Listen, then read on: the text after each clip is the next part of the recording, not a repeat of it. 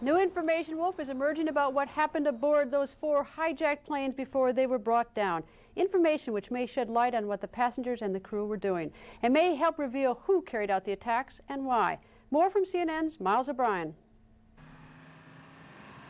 Nothing seemed amiss when American Airlines Flight 11 left the runway in Boston Tuesday morning. The 767-200 was about half full, toting 81 passengers, a cockpit crew of 2, and 9 flight attendants to the opposite coast. The captain likely planned for a 5-hour flight, so there was roughly 8,500 gallons of jet fuel in its 3 tanks. FAA radars tracked the airliner as it followed the flight plan. But then, about 20 minutes into the flight, somewhere over upstate New York, it turned sharply to the south. Flight 11 was hijacked, apparently by knife-wielding men. Airline pilots are trained to handle such situations by keeping calm, complying with requests, and, if possible, dialing in an emergency 4-digit code on a device called a transponder. It transmits crucial flight data to air traffic controllers. The action takes seconds, but it appears no such code was entered. But in the cabin, a frantic flight attendant managed to use a phone to call American Airlines Command Center in Dallas. She reported the trouble, and according to the Christian Science Monitor, a pilot apparently keyed the microphone, transmitting a cockpit conversation. The hijackers could be heard saying, "We have more planes, we have more planes."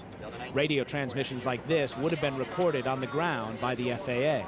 The police have identified 5 suspects that they believe were involved with this terrorist act, and 2 of whom may be brothers, apparently, reportedly. 2 others may have flown in from Portland and originated in Canada.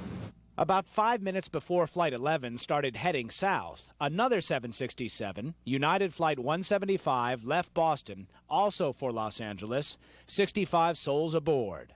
15 minutes after becoming airborne, it veered off course. One passenger made 2 calls to his father. In one exchange, he said a flight attendant was stabbed. In the second call, he told his dad the plane was going down. They knew not to carry guns on the airplane. If they fired off a bullet, they could have had explosive decompression on the aircraft. They knew what they were doing, and they knew what their mission was, obviously. We know what happened next. The 767 struck and ultimately leveled the World Trade Center's Twin Towers. I know pilots. No, if you're going to die, you're not going to fly in a World Trade Center to do it. Yeah, there would be a struggle, major struggle. By 8:20, the third hijacked flight, American Flight 77, a 757, left Dulles Airport outside Washington, again bound for Los Angeles with 66 people on board. Radar tracking information on this flight obtained by CNN seems to indicate the transponder was turned off, which would have made it tougher to see on radar. We do know this. An hour and 20 minutes after departure, it plowed into the Pentagon. On board was Barbara Olson, a well-known attorney and frequent CNN legal commentator.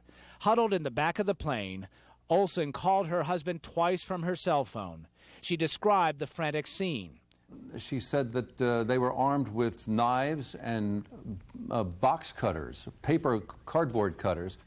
Even as the focus shifted to the nation's capital, a 4th plane, United Airlines Flight 93, bound for San Francisco out of Newark, takes a sudden 180-degree turn near Cleveland. More than one of the 38 passengers called their families to offer final goodbyes. He said, I want you to know I love you very much, and I'm calling you from the plane.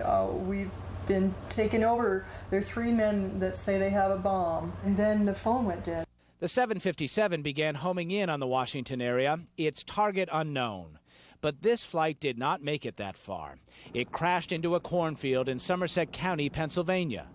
Was there a struggle in this cockpit? The military denies it was shot down.